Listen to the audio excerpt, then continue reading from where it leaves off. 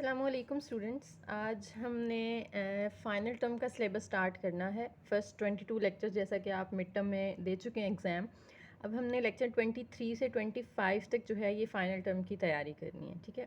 तो इसमें भी वन बाय वन हम हर एक लेक्चर को शॉर्ट नोट्स के ज़रिए डिस्कस करेंगे और ये जो नोट्स हैं ये इनका लिंक आपको डिस्क्रिप्शन में मिल जाएगा। हर लेक्चर के नोट्स उसके डिस्क्रिप्शन में होंगे, हर चैप्टर वाइज आपको वहाँ पे मिल जाएंगे, ठीक है। और एक रिक्वेस्ट है कि हमारे चैनल को जल्दी से सब्सक्राइब कर दें और वीडियो को लाइक ज़रूर कीजिएगा और कमेंट्स में अपनी राय भी ज़रूर दीजिएगा। तो स्टार्ट करते हैं हम। आज का हमारा टॉपिक है polar coordinate system. Polar coordinate system क्या होता है ये हम पहले मिड टर्म में भी पढ़ चुके हैं। अब दोबारा से उसको थोड़ा सा रिवाइज़ करते हैं और फिर उसकी डिटेल में हमने डिस्कशन करनी है। सबसे पहले तो यहाँ पे वो बता रहे हैं आपको कि पोलर कोऑर्डिनेट सिस्टम बनता कैसे है। तो सबसे पहले क्या है, take a point O called origin. एक पॉइंट लें जिसे आप ओरिजिन का नाम देंगे एंड ड्रॉ अ रे कॉल्ड पोलर एक्सिस। इससे एक रे आपने ड्रॉ करनी है जिसे हम पोलर एक्सिस के नाम से यहाँ पे शो कर रहे हैं। No take a point P with coordinates R theta where R is the distance of O P and theta is the angle between O P and polar axis. एक origin point लिया, वहाँ से एक line draw की जिसे polar axis का नाम दिया और फिर ऊपर की तरफ आपने एक पॉइंट सेलेक्ट किया, उस पॉइंट को आपने ओ से मिला दिया, ठीक है, ओरिजिन से ज्वाइन कर दिया। और इस पी के जो कोऑर्डिनेट्स है ना वो है आर थीटा, यानी एक्स एक्सिस के अलॉन्ग जो है हमने मूव किया अगर, तो वो आर डिस्टेंस है। डिस्टेंस क्या है बेसिकली यहाँ पे ओ से पी तक का डिस्टेंस, इसको हम आर से रिप्रेजेंट कर रहे हैं, ठीक है जी। और थीटा क्या है, theta is the angle between ये O P and polar axis. इन दोनों के दरमियान जो एंगल है वो थीटा है और ओ से पी तक का जो डिस्टेंस है वो आर है। तो इसके कोऑर्डिनेट्स को हम आर थीटा से यहाँ पे शो करेंगे।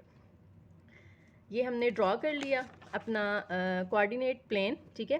तो इसे हम कहते हैं this is how we form a polar coordinate system. ये जो एक आपके पास एक शेप बनी है ये पूरा एक सिस्टम है, ये इसको हम कहेंगे पोलर कोऑर्डिनेट सिस्टम। अब यहाँ पे आर जो है उसे हम कहते हैं radial distance. The number R is called radial distance, यानी ओ से पी तक का जो डिस्टेंस है आर, उसे हम रेडियल डिस्टेंस का नाम देते हैं। और जो थीटा है, जो एंगल है ओ पी का विद पोलर एक्सिस, उसको हम पोलर एंगल का नाम देते हैं, ठीक है। तो इन दोनों के आपने नाम याद रखने हैं। R is called radial distance and theta is called the polar angle. उसके बाद क्या उन्होंने बताया कि रिप्रेजेंट कैसे करते हैं ये जो आपके पास कोऑर्डिनेट्स हैं पी के आर थीटा, उनको रिप्रेजेंट कैसे करना है। P is written as P r theta. For example 645, अगर इस तरह से पॉइंट लिखा हुआ है तो इसका क्या मतलब है कि ये 6 जो है ये रेडियल डिस्टेंस है और 45 जो है ये थीटा है, ठीक है। तो नोटेशन ये होती है कि हमेशा पहले आर आता है और फिर थीटा आता है। जैसे हमने कार्टियन कोऑर्डिनेट सिस्टम में पढ़ा था कि एक्स वाई की फॉर्म में हम पॉइंट को लिखते हैं, ठीक है, यूँ लिखते थे ना हम एक्स वाई। तो x जो है वो हमारा पहली वैल्यू हमेशा x की होती थी, दूसरी y की होती थी। यानी अगर आपके पास पॉइंट लिखा हुआ 2 3 तो यहाँ से देख के आपको पता चल जाता था कि x की वैल्यू 2 है और y की 3 है। हम कभी भी ये नहीं कहते कि x 3 है, ठीक है, क्योंकि हमें पता है हमेशा x की पहले लिखी जाती है वैल्यू, y की बाद में। तो यहाँ पे पोलर कोऑर्डिनेट्स के अंदर भी यही सीन है कि पहले हमेशा r की वैल्यू लिखी जाती है और बाद में थीटा की। तो कोई भी पॉइंट अगर आपके पास लिखा हुआ हो तो आप उसको देखते ही समझ जाएँ कि जो पहला पॉइंट है वो रेडियल डिस्टेंस है और जो सेकेंड वैल्यू है वो एंगल है, पोलर एंगल, ठीक है। इस एग्जांपल में भी आप देख सकते हैं are plotted in polar coordinate system. ये जो पॉइंट्स हैं इन्हें हम पोलर कोऑर्डिनेट सिस्टम में प्लॉट कर सकते हैं क्योंकि इसमें आर और थीटा गिवन है। अब यहाँ पे एक मेन बात आपने याद रखनी है, the points this and this are same. ये दोनों जो पॉइंट्स हैं वो क्या है, सेम है। अब वैसे तो हमें देखने में सेम नहीं लग रहे, एक पॉजिटिव है एक नेगेटिव है, साथ में थीटा की वैल्यूज़ भी चेंज है। ये कैसे सेम है इसको हम आगे देखते हैं।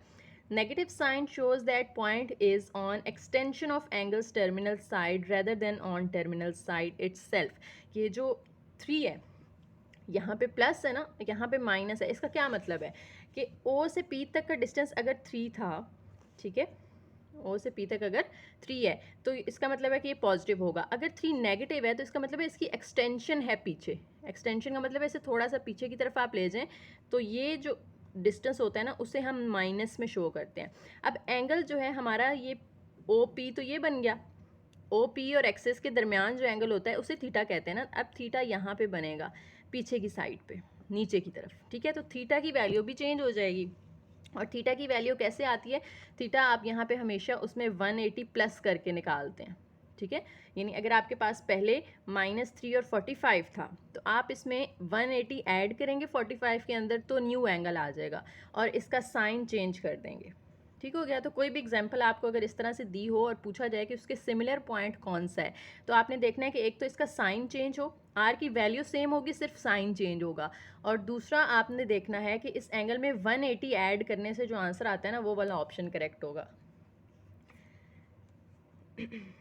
Minus r theta can also be written as theta और आर और थीटा प्लस वन, यानी माइनस आर थीटा की फॉर्म में अगर लिखा हुआ है, ये माइनस आर है और ये थीटा है, इस फॉर्म में अगर एंगल लिखा हुआ है तो उसे हम आर और थीटा प्लस 180 लिख सकते हैं। यानी माइनस को आपने प्लस कर दिया यहाँ पे, तो इसको प्लस कर दें, और जो थीटा था पहले उसमें 180 ऐड कर दें, तो वो 225। तो इस एग्जाम्पल के थ्रू आपने ये कॉन्सेप्ट जो है वो क्लियर कर लेना है। ठीक है जी। उसके बाद है relation between polar and rectangular coordinate. Rectangular coordinates कौन से होते हैं?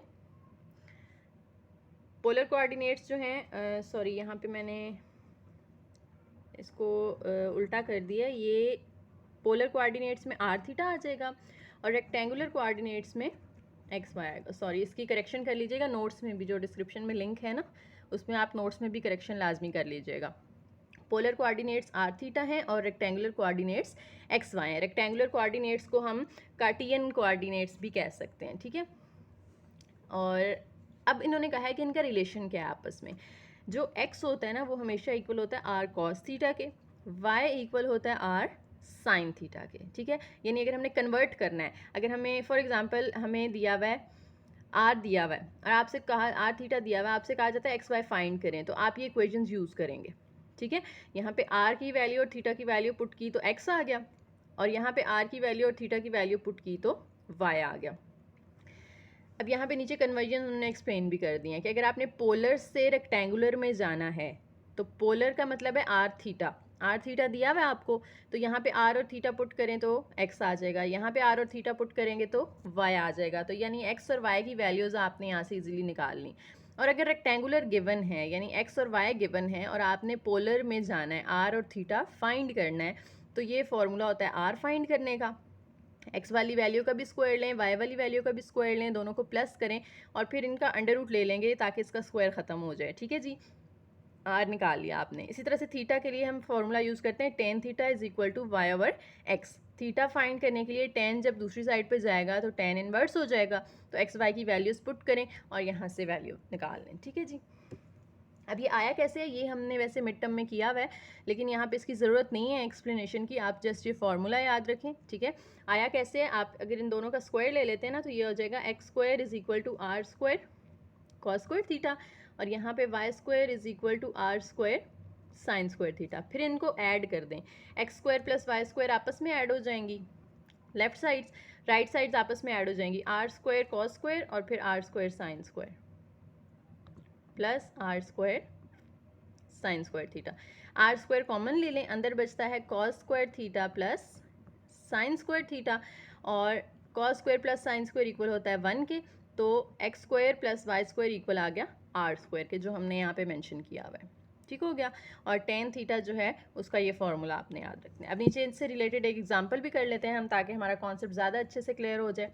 Find the rectangular coordinates of P whose polar coordinates are 6 and 135। R दिया हुआ है और थीटा दिया हुआ है, आपने रेक्टेंगुलर कोऑर्डिनेट्स फाइंड करने हैं, इट मींस एक्स और वाई की वैल्यू फाइंड करनी है यहाँ से।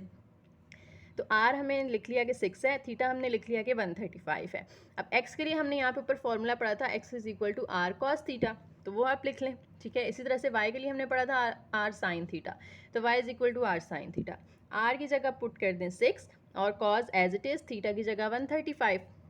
इसकी वैल्यू जब आप निकालेंगे, वैसे 1/√2 होती है, लेकिन हम कोशिश करते हैं कि डिनोमिनेटर में अंडर रूट ना आए, तो हम उसको √2/2 भी लिख सकते हैं। कैलकुलेटर पे वैसे इसी फॉर्म में आती है, और साथ में 6 है, 2 3 ज़ार 6, तो 3/√2 और साथ में ये माइनस, तो x की वैल्यू आ गई। उसके बाद y के लिए भी आपने r और थीटा की वैल्यू सब्सटीट्यूट की, साइन एंड 135 की वैल्यू प्लस में आती है, सेम वैल्यू लेकिन पॉजिटिव साइन के साथ, तो 2 3 ज़ार 6, तो ये x और y जो है उसे हम इस तरह से पेयर की फॉर्म में लिख सकते हैं। So rectangular coordinates of P are X की वैल्यू कॉमा वाई की वैल्यू। तो इस तरह से हमने देखा कि हमने पोलर कोऑर्डिनेट्स को यूज़ करते हुए रेक्टेंगुलर कोऑर्डिनेट्स कैसे फाइंड किए हैं। उसके बाद नेक्स्ट जो एग्जांपल है उसमें उसी के ऑपोजिट काम करना है हमने, यानी पोलर कोऑर्डिनेट्स फाइंड करने हैं और रेक्टेंगुलर कोऑर्डिनेट्स हमें एक्स और वाई गिवन है। तो एक्स भी लिख लिया हमने, वाई भी लिख लिया, पहला एक्स होता है दूसरा वाई होता है। एक्स वाई हमने लिख लिए। अब हमने आर वाली जो इक्वेशन थी ना पीछे पड़ी वो लिखें, r square is equal to x square plus Y square, और थीटा के लिए हमने देखा था tan theta is equal to y over x. तो यहाँ से आपने एक्स और वाई की वैल्यूज पुट की, स्क्वायर की वजह से ये माइनस खत्म हो जाएगा और यहाँ पे अंडर रूट कैंसिल हो जाएगा, 3 और 4, 2 का स्क्वायर 4 होता है तो 4 और 3 आ गया, 4 3 सा 12, 12 प्लस 4 16, और हमने क्योंकि स्क्वायर ख़त्म करना है यहाँ पे तो स्क्वायर रूट लेना पड़ेगा। जब स्क्वायर रूट लेंगे तो आर की वैल्यू आ गई 4। अब थीटा फाइंड करना है। थीटा फाइंड करने के लिए हम क्या करेंगे, पहले तो y और x की वैल्यू पुट कर दें, ठीक है, 2 और 2 कैंसिल, माइनस अंडर रूट 3 बच गया। अब थीटा फाइंड करने के लिए tan को दूसरी साइड पे मूव करवा देंगे, वहाँ जाके वो हो जाएगा tan इनवर्स। इस अंडर रूट 3 का tan इनवर्स लें तो वो आता है 2π/3, या अगर उसे डिग्रीज में लिखें तो 120 डिग्री होता है, ठीक है। तो यहाँ पे आपने पोलर कोऑर्डिनेट्स बता देने हैं। अब हमने पढ़ा था कि थीटा को हम या आर को हम दो तरह से लिख सकते हैं, ठीक है, क्योंकि वो दोनों सेम होते हैं ना, तो हमने या उसको जो है वो आर थीटा की फॉर्म में लिख लेना है, या फिर उसका साइन अगर चेंज कर दें तो उसके साथ थीटा प्लस 180 लगा देना है, ठीक है। तो ये आर हमारे पास 4 था और यहाँ पे थीटा हमें ये दिया हुआ है, तो 4 और ये एक पेयर बन गया। अगर हम इसका साइन चेंज कर देते हैं यानी उसको माइनस में कर देंगे तो फिर जो थीटा है उसमें 180 ऐड हो जाएगा, यानी 120 में 180 ऐड कर दें, या 2π/3 में 180 ऐड कर दें। 180 को हम रेडियंस में कहते हैं पाई, ठीक हो गया। तो 2π/3 में पाई ऐड कर दें तो आ जाएगा 2π प्लस 3π/3, और 3 + 2 ये आ जाता है 5π/3। तो इस तरह से आपने दोनों पोलर कोऑर्डिनेट्स पॉसिबिलिटीज़ जो थी वो दोनों की बता दी। उसके बाद यहाँ पे एक और टॉपिक है हमारा जी, लाइंस इन पोलर कोऑर्डिनेट्स के। पोलर कोऑर्डिनेट्स के अंदर अगर लाइन ड्रॉ करनी है तो वो किस तरह, उसकी इक्वेशन क्या होती है, ठीक है। तो सबसे पहले तो हम देखें कि अगर हमारे पास इक्वेशन कुछ इस तरह की है कि जिसमें x की वैल्यू तो गिवन है लेकिन y 0 है, ठीक है, तो उसकी जो इक्वेशन बनेगी ना वो x is equal to are cos theta होती है वैसे तो वो हो जाएगी, x की जगह a पुट कर दें क्योंकि x यहाँ पे a है, ए की फॉर्म में ना, एक्स की वैल्यू ए है, ए कुछ भी हो सकता है 1 2 3 4, ठीक है। यहाँ तो हम उसको सिंबल एक रिप्रेजेंट कर रहे हैं ना, वैल्यू इसकी कुछ भी हो सकती है, तो इस एक्स की जगह वो पुट कर दें तो A is equal to are cos theta बन गया। अगर हमारे पास इक्वेशन लाइन की एक ऐसी है कि जिसमें y की वैल्यू कुछ ना कुछ दी हुई है, लेट कर लें कि वो वैल्यू b है और x यहाँ पे 0 है, तो y की हमने वैसे इक्वेशन क्या देखी है पोलर में, y is equal to r sin theta देखा है ना हमने पिछले पेज पे। तो यहाँ पे आप y की जगह उसकी वैल्यू पुट कर दें b, तो ये बन जाएगा b is equal to r sin theta. अब तीसरी बात यहाँ पे आ जाती है थीटा की। अगर theta equal to theta naught है, थीटा नॉट का मतलब है कि ऐसा एंगल जो ओरिजिन में से लाइन पास कर रहा है, it means line passes through origin, यानी थीटा की वैल्यू सेम है। तो अब जनरल इक्वेशन पहले हम लिख लेते हैं। जनरल इक्वेशन क्या है, होती है हमारे पास वैसे जो होता है लाइन, नॉर्मल लाइन होती है, ठीक है, जनरल इक्वेशन उसकी होती है ax plus b y plus c is equal to 0।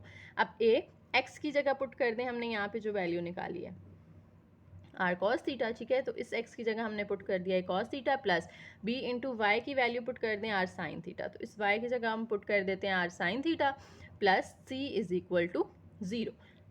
अब यहाँ पे आपने a और b दोनों में देखें तो r कॉमन आ रहा है, आर कॉमन ले लिया, अंदर बचा a कॉस थीटा प्लस यहाँ पे बच गया b साइन थीटा, साथ में कांस्टेंट c। तो ये जनरल इक्वेशन ऑफ लाइन आ गई इन polar coordinate system. Polar coordinate system के अंदर जनरल इक्वेशन होती है जो लाइन की, वो ये होती है, ये आपने याद रखनी है, ठीक है। वैसे नॉर्मली ये होती है लेकिन पोलर कोऑर्डिनेट्स के अंदर ये होती है, ये होती है रेक्टेंगुलर कोऑर्डिनेट के अंदर। अच्छा जी, लाइंस को तो हमने देख लिया। अब हमने देखना है सर्कल अगर हम पोलर कोऑर्डिनेट के अंदर ड्रॉ करते हैं तो वो किस तरह का होता है।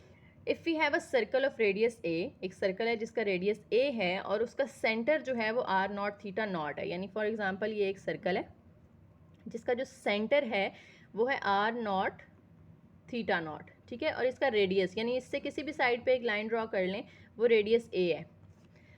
Then by applying the law of cosine, law of cosine की पहले तो जनरल फॉर्म देखें क्या होती है। जनरल फॉर्म हमारे पास होती है, 3 होती हैं वैसे, ठीक है, तो हम पहले डिस्कस कर रहे हैं यहाँ पे A square is equal to B square plus C square minus 2bc cos theta.